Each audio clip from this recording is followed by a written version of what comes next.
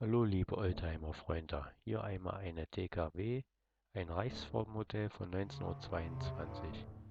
Wenn ihr die Bilder etwas genauer sehen wollt, drückt bitte die Pause-Taste und zoomt euch heran. Das Teil hat 2,5 PS.